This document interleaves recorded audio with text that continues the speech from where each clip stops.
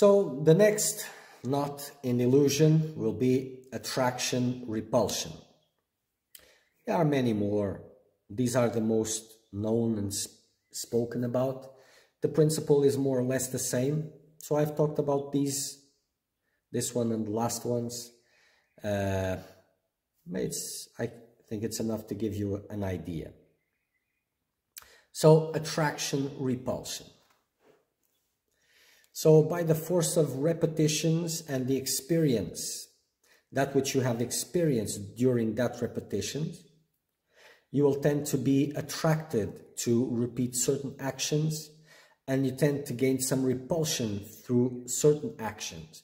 Those who don't give you pleasure that are unpleasant. And this is very conditioning, because you tend to look for those things that attract you, that you find pleasure. You tend to invest in them, and you tend to run away from that which brings you pain, unpleasantness. And this more or less conditions your experience, conditions your life, conditions your vision of life. So breaking away with these currents is very important, especially because if you don't, your spiritual path will be conditioned to this also. Pleasure seeking, discomfort avoidance. And this will be very conditioning, because there are many things that will be pleasurable and others which will be unpleasant. There are certain things that are unpleasant in the beginning, like spiritual practice, for example, because the habit is not there, it's not formed. But once the habit is formed, it becomes pleasurable. But it wasn't, it was discomfortable. And there are certain things you need to go through that will be discomfort, but will be liberating, transformative.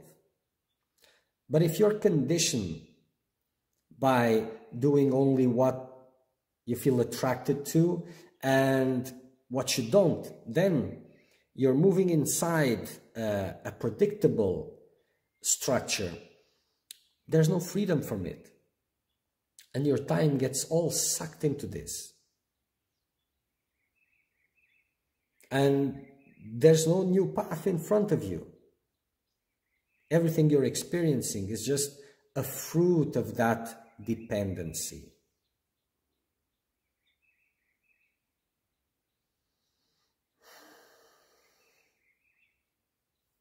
Under this influence, your worldly investments, it will be more difficult to let them go because they have promises of pleasure. There will be attachment on top of them. And again, the fear of losing it, what it stands in your life, and all of the same thing. But as you are under this guise, it's like you're walking through a maze that you think that it has a bunch of possibilities, and it doesn't. There's just one. That which you have to choose and that which you don't want to choose.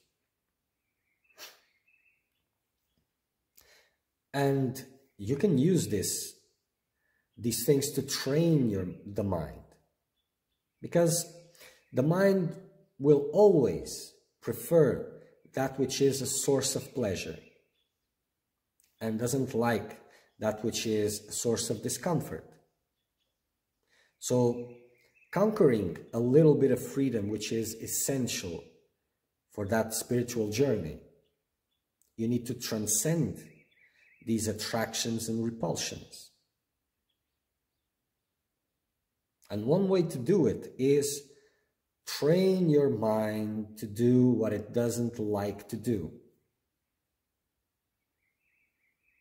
Because if you're getting a choice, if you have to choose between something you like and you don't like, if you choose what you like, that's not really a choice. Your choice is to be able to choose either. with no problems associated with it. So you need to reach this level. But there's an experience in that which is unpleasant for you, that creates aversion. And there's an experience in that which gives you pleasure, which is, there's the experience. And having the experience is collecting the fruits of that, is rooting those behaviors. So in the presence of that which is uncomfortable for you, don't do this. Take it openly, receive it, without creating any kind of aversion to it. And in the experiences of pleasure, don't let your mind go, be exhilarating with all of that. Keep it equanimous, untouched by it, indifferent. Because this or that, it's unbalance. So attraction, repulsion, don't allow equanimity. The stability of the mind.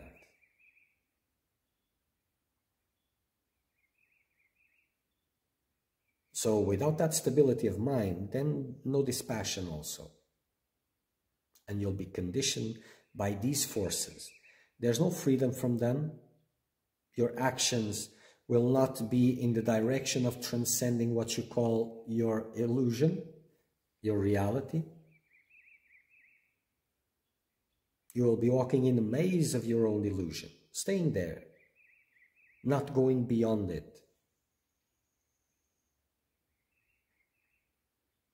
So train the mind to do what you don't like to do. And when pleasure comes, don't let your mind wander into it. Become indifferent to it.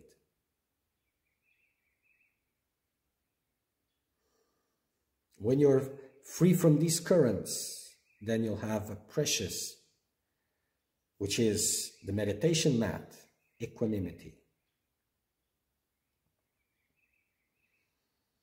And dissolution becomes possible. Without it, there's just fragility, predictability, just a mechanical functioning, blind one.